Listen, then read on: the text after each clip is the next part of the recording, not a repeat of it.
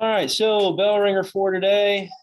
So using your iPad, describe what the biological perspective is in psychology. So referring back to chapter 1. So you can use your notes from chapter 1, your vocab from chapter 1, whatever you would like to do. Or if you just want to research it, that's fine. Detail how this field of study is continuing to grow. So it's one of the perspectives we talked about, chapter 1. So I'll give you some time to work on that.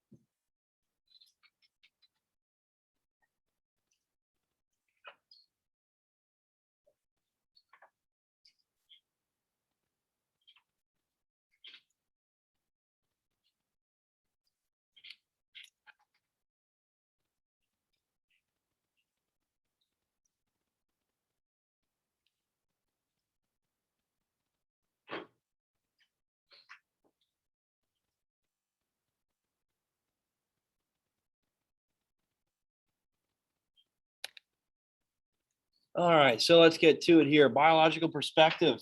What is it? What do we have? What do we got here? Brittany, what do you have?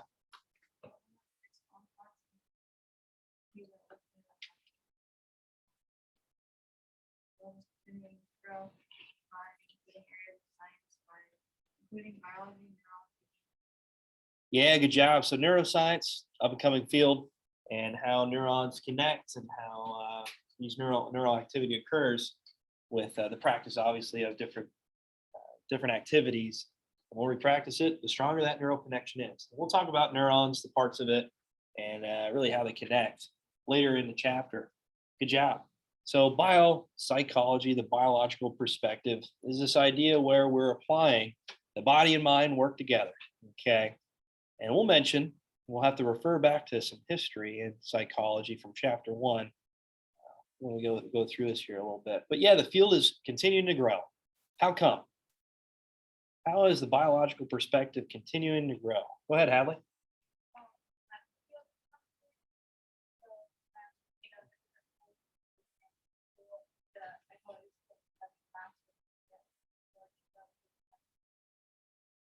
Yeah, good job. Good job. So technology advancement in these fields of study. Good job. Good job. So I know I mentioned it before with phrenology, right? The study of the brain, feeling feeling the bumps on the people's skulls, and trying to understand personalities, behaviors. We came a long way since then. Right? We can now actually visualize and see the brain and functions within the brain, and how that's being processed when we're performing simple activities, right? And again, continue to grow because of technology, because of the advancements in the medical field. Science, right? Science. And we talked about the history already in chapter 1 and how many of these things, like phrenology, we look at and laugh about. It's like, well, they're onto something though. It allowed us to push more to understanding the brain. So yeah, there were some positives too, that form of, I guess you could say, study. All right, terms for today, real quick.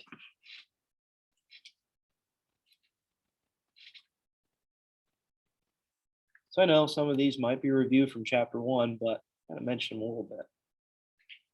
Yeah, there we go. We got biopsychology, neuroscience, wrong-headed theory again. We talked about that with phrenology, and then the natural selection. So we'll talk a little bit about evolution. We'll apply that to kind of sociology in a way, through that idea of social Darwinism, survival of the fittest. It's applied to some countries modernizing through the industrial age. Time writing those down.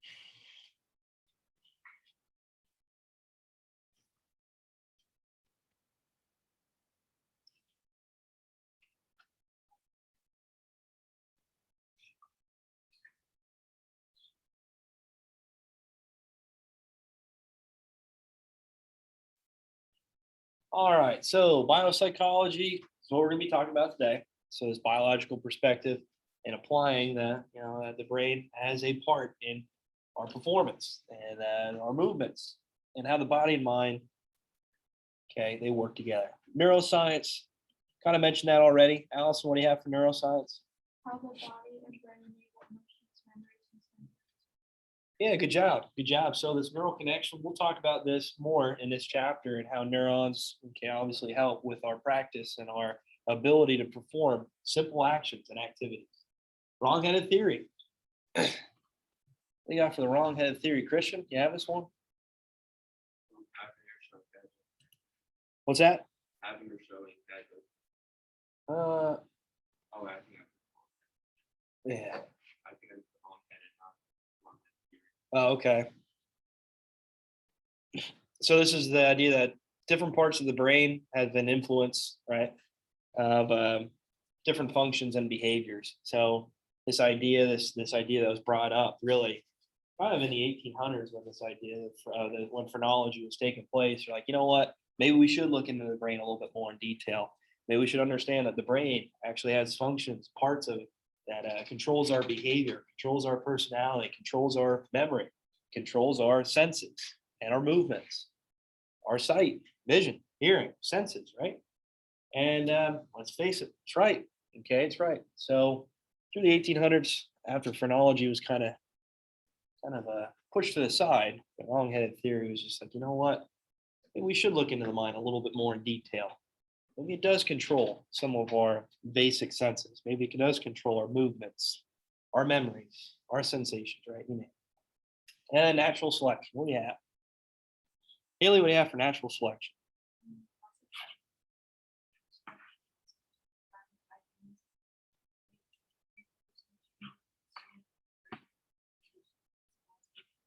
Yeah, good job. So applying this theory of evolution, psychology, and that through generations, strongest will survive, survival of the fittest, that these traits carry over to our offspring that allow us to become stronger, right? Allow us to survive in our environment. All right, so I don't freeze it. Psychology and biology. So moving into this biological perspective. So this study is really understanding how the makeup of our body, our brains, play a role in who we are, in our behaviors, our patterns, our memories, our emotions. Okay, and looking at the brain a little bit more in detail when understanding, like I said, our characteristics. So we'll mention this also plays in a role with sociology. Okay, so sociology is a branch of psychology. So if you take the next year's sociology, we'll dive into that a little bit more in detail. But how our environment shapes us as well, how our culture shapes who we are, how that plays a role in our behaviors, our personalities, okay, and our characteristics. And I think we all can agree about that. So how we maybe are different depending where we're located, depending what culture is around us, our interactions with people.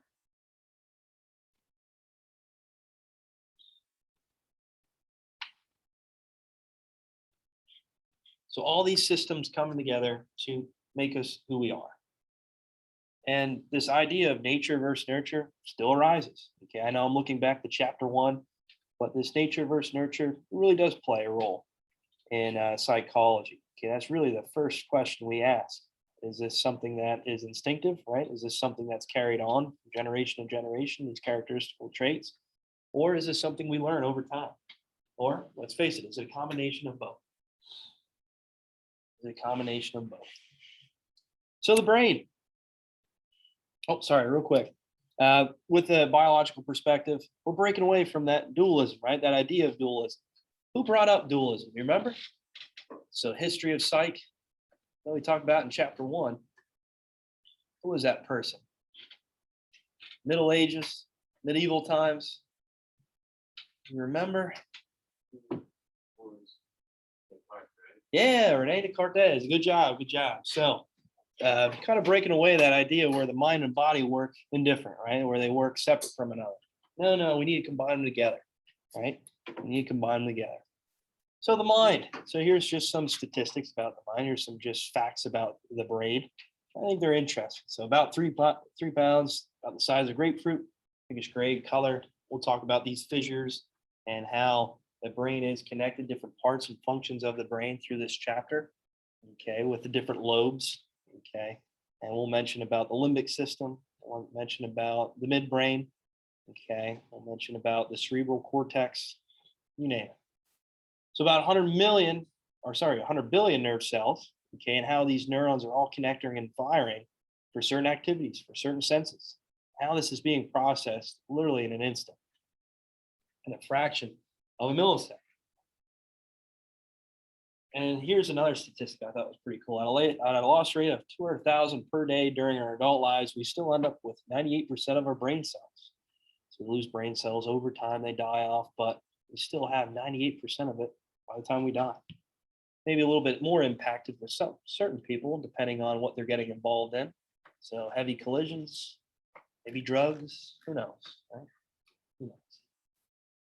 So there's a good picture of how these neurons are connecting. We'll talk about that and how these synapses occur and how information is being traveled from one neuron to another to allow us to sense certain things, allow us to move, form memories and connections.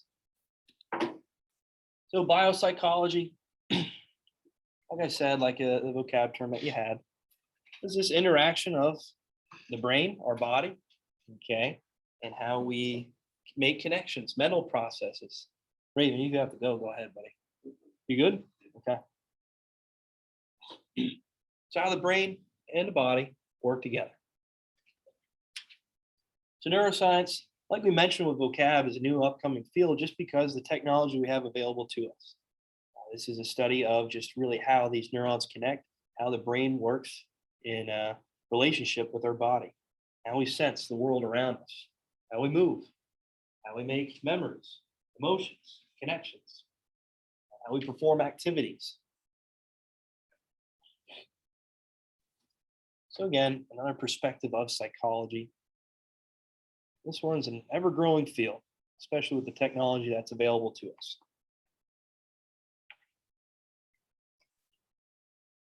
All right, you guys good with that? All right, so we'll talk about innate abilities. I'm coming close to the end of class here, so I'll just mention this real quick. So with evolution, that's definitely focused a lot within this chapter. And I thought this was pretty neat. Over time, obviously with natural selection, survival of the fittest. And obviously this isn't just because it's a baseball player, but I thought this was pretty neat. You guys ever hear of Antonio Alfenchensko? No? He was a pitcher for the Phillies. He actually rotated a lot of different ballparks, but he had an extra finger. He had an extra finger. And many people used to joke, it's like, oh, he's putting a little extra spin on the ball or has a little extra speed. It's just due to natural selection, evolution, right?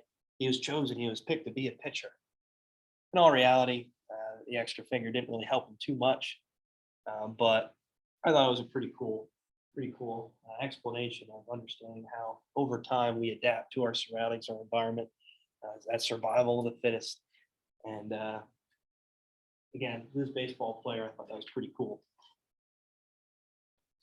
If you guys ever listen to Aaron Rodgers, maybe it's a little bit bigger whiskey glass he could hold with that extra finger, right?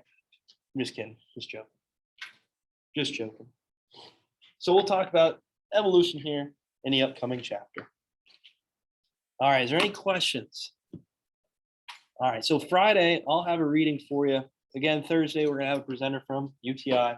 Friday, I'll have a reading for you about genes and how maybe we can alter genes in the future.